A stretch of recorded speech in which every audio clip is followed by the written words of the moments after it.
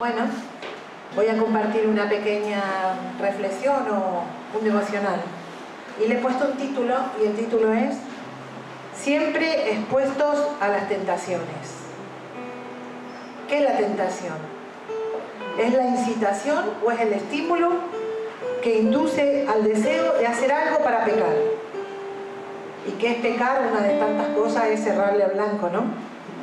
La palabra tentación proviene de la raíz palpar, experimentar algo que no se debe.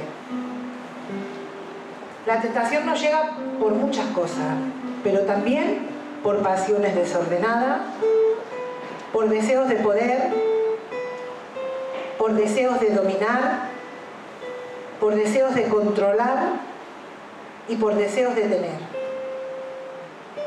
Todos luchamos con estos deseos, ¿verdad? Los tenemos que mantener a raya, porque si le damos rienda suelta, complicado, ¿verdad?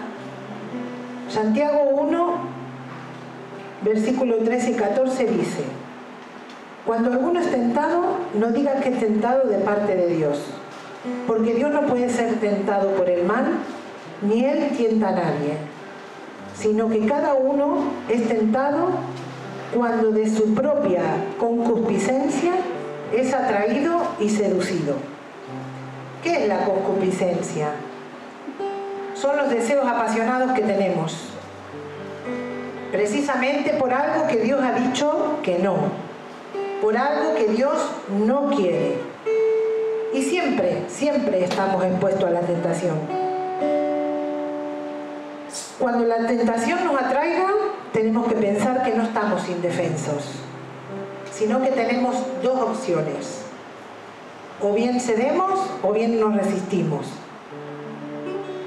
Y el problema cuando cedemos, ¿y por qué cedemos? Porque somos seducidos, y somos primeramente seducidos y luego arrastrados por la tentación. Esta palabra seducidos, miraba que en griego se refiere al cebo. Se refiere como a un anzuelo. Cuando el pez ve la lombriz moviéndose, es atraído por ella. Y luego ya queda enganchado, y una vez está enganchado y queda agarrado, está listo y es arrastrado. Cuando nos golpee la tentación, tenemos que rechazarla inmediatamente.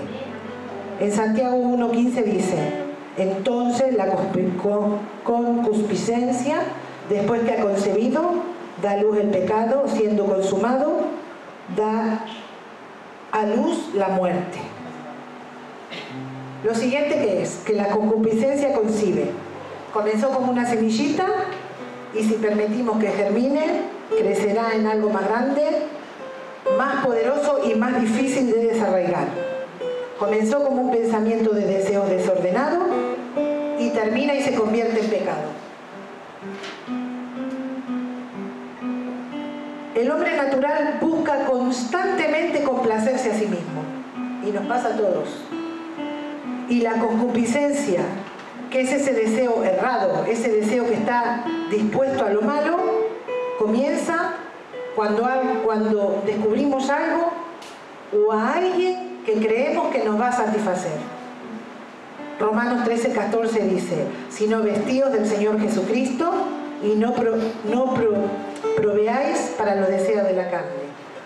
Así como les pasó a los pobres peces, no nos agarremos del pensamiento tentador creyendo que nos saciará.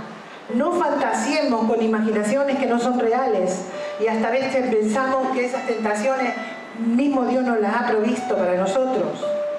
En 2 de Timoteo 2:22 dice: huye también de las pasiones juveniles. Huir, ¿qué es? Despegarse inmediatamente.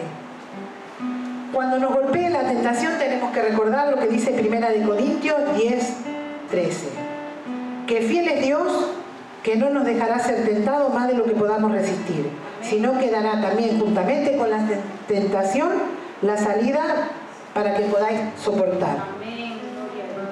Ser tentado en sí no es pecado. Cuando cedo a la tentación es pecado. Y el pecado es una cosa seria. Es lo que alejó al hombre de Dios. El pecado es el rechazo a la voluntad de Dios. El pecado es rebelión contra Dios. El pecado es desobediencia al Dios Santo. Y Dios aborrece al pecado. ¿Por qué? Porque Él es santo y también lo aborrece por lo que el pecado hace a sus hijos y lo que hace a su creación. La primera naturaleza que tiene el pecado es que engaña. Somos engañados por el pecado. El pecado nos hace grandes ofertas y grandes promesas que luego no cumple. ¿A cuántos la han comprado? Yo muchas veces. Muchas veces he creído que sí, que lo que me ofrece es verdad y el fin que es frustración, angustia, dolor. El pecado nos da satisfacción momentánea, pero luego nos defrauda. No vale la pena porque es destructivo. Destruye personas, destruye matrimonios, destruye niños, destruye trabajo y por último, la muerte. Nos trae consecuencias eternas. A veces la muerte no llega al instante, a veces tarda un poco, pero con seguridad llega la muerte. El pecado es el mayor decepcionante. El pecado nos separó de Dios. Isaías 59:2 dice: pero vuestras iniquidades han hecho división entre vosotros y vuestro Dios, y vuestros pecados han hecho ocultar de vosotros su rostro para no ir. Y Dios tuvo que derramar sangre desde el principio. Todos lo sabemos. Primero para vestir a Adán y Eva, y luego tuvo que derramar su propia sangre para el perdón de todos nosotros. El precio del pecado es la sangre de Cristo. El perdón requería muerte y derramamiento de sangre. Y Jesús a esto vino, a rescatarnos, a salvarnos, a reconciliarnos. ¿Reconciliarnos qué es? Lo mirábamos con las chicas el día jueves. Es recuperar el estado anterior, es unión, es armonía. Es como cuando un matrimonio está peleado, distanciado y se reconcilia. Esa es la idea.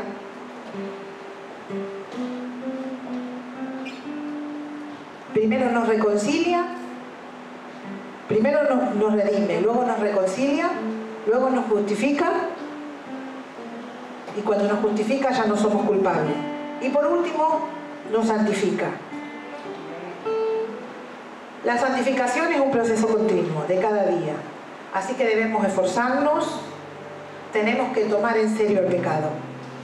Tenemos que luchar contra las tentaciones que se van presentando. Luchar contra la carne nuestra que se compincha con las tinieblas y toman fuerza. Y no podemos tener un estilo de vida de pecado. Si cedemos a alguna tentación y pecamos, si ya lo hemos hecho, tenemos que reconocerlo y pedirle perdón a Dios, basándonos en el sacrificio que Él hizo y sabiendo que Cristo intercede por nosotros. Nuestra confianza la debemos poner siempre en Jesús. Y cuando lleguen las tentaciones, no centrarnos en nosotros mismos, sino centrarnos en Cristo para poder vencer. Tenemos que llevar una vida de santidad. El Espíritu Santo nos ayudará. Vivir una vida santa, tenemos que estar apartados del pecado. Y sí podemos, sí podemos. La noticia de esta mañana es que sí podemos. Podemos vivir una vida en justicia, en piedad y dominio propio. Eso lo pone y lo dice la palabra. Y está en Tito 2:11, para terminar. Porque la gracia de Dios se ha manifestado para salvación a todos los hombres, enseñándonos que, renunciando a la impiedad y a los deseos mundanos, vivamos en este siglo sobria, justa y piadosamente, aguardando la esperanza bienaventurada y la manifestación gloriosa de nuestro gran Dios y Salvador Jesucristo. Y esta era el devocional de hoy. Dios les bendiga.